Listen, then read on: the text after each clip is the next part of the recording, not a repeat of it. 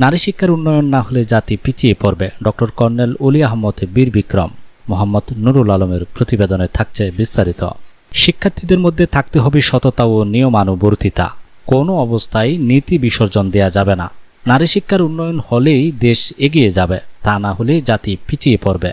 9 April বৃহস্পতিবার চট্টগ্রামের চন্দনাইশ উপজেলার আমানুসফা বদরুন্নেসা মহিলা ডিগ্রি কলেজে বার্ষিক ক্রীড়া ও সাংস্কৃতিক অনুষ্ঠানে প্রধান অতিথির বক্তব্যে একথা বলেন এলডিপির সভাপতি ও কলেজ প্রতিষ্ঠাতা ডক্টর কর্নেল অবসরপ্রাপ্ত অলি আহমদ বীর বিক্রম।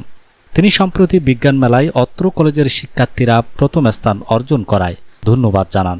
একই সাথে এসএসসি পরীক্ষায় ভালো ফলাফলের প্রস্তুতি নিতে পরামর্শ প্রদান করেন। কলেজের ভারপ্রাপ্ত অধ্যক্ষ মোহাম্মদ হারুনের সভাপতিত্বে বিশেষ অতিথি হিসেবে উপস্থিত ছিলেন কলেজ পরিচালনা পর্ষদ সদস্য মোহাম্মদ ইউনুস।